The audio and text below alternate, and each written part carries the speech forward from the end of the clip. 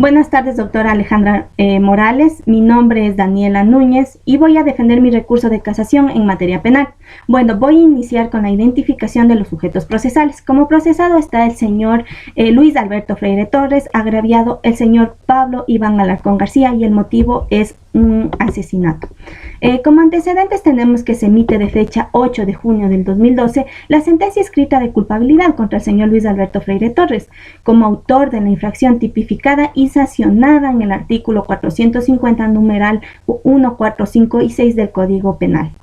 Por cuanto el juzgado primero de las garantías penales de Guayas ha determinado que el mismo es el autor del delito de asesinato en contra del señor Clever Alarcón Alvarado, ya que supuestamente habría tenido una riña con el mismo y después de 20 minutos habría procedido a sacar un cuchillo de entre sus ropas y apuñalar al mismo a la altura del abdomen. Esto en las calles de Tamendi, Quito, el 12 de julio del 2011 aproximadamente a las 6:30 de la mañana. Con la prueba evacuada dentro de la audiencia de juzgamiento penal realizada de fecha 22 de mayo del 2012, se establece la culpabilidad del señor Luis Alberto Freire Torres como autor del delito de asesinato, imponiéndole una pena de 25 años de reclusión mayor especial sin lugar a atenuantes. De fecha 9 de junio del 2012 se procede a interponer el recurso de apelación ante la Corte Provincial de Justicia del Guayas, mismo que se desechó de fecha 10 de abril de 2014, ya que confirmó en todas sus partes la sentencia dictada por este tercer tribunal.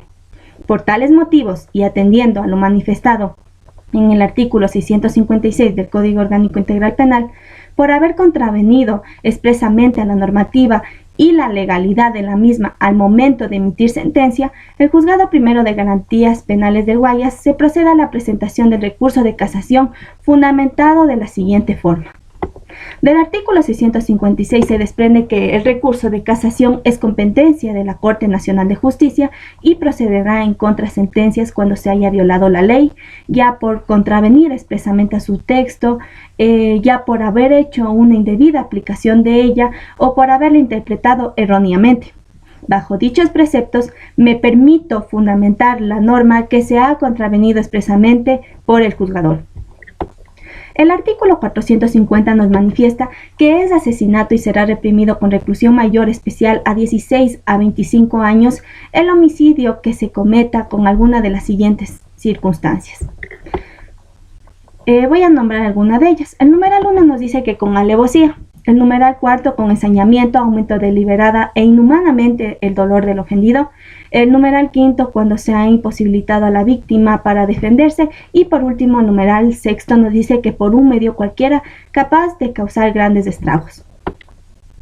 Dicha norma se presenta contravenida y mal interpretada, además de erróneamente aplicada por el Juzgador Primero de Garantías Penales de Guayaquil.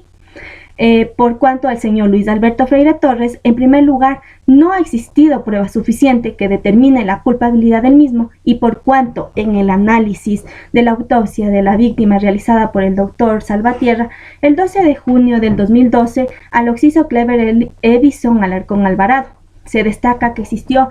una lesión en la región abdominal con herida de un objeto cortopunzante, que existe una laceración en los intestinos y en especial en la arteria aorta abdominal, produciéndose una hemorragia aguda interna, que en la frente presentaba lesiones y en las rodillas también, que las demás lesiones son recientes y podrían ser por una caída.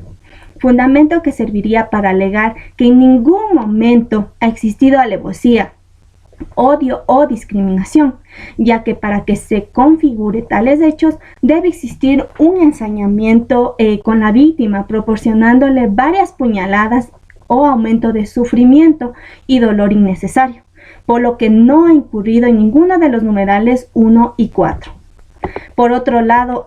tampoco ha sido un delito planificado, manteniendo como hechos que quienes estaban en la hora y fecha de los sucesos se encontraban en estado etílico, por lo que el señor Luis Alberto Freire Torres no pudo haber hecho uso de la oscuridad de la noche, ni tenía el propósito de ocultar otro delito, ni se ha probado que haya sido remunerado de alguna forma para que se configure alguno de los numerales 2, 5, 7, 8 y 9. Por lo cual el Juzgado Primero de Garantías Penales de Guayaquil ha aplicado de forma errónea la máxima pena para el señor Luis Alberto Freire Torres de 25 años sin lugar a atenuantes. El artículo 252 nos dice que la certeza de la existencia del delito y de la culpabilidad del acusado se obtendrá mediante las pruebas de cargo y descargo que aporten los sujetos procesales en esta etapa, sin perjuicio de los anticipos jurisdiccionales de prueba que se hubiesen practicado en la etapa de instrucción fiscal.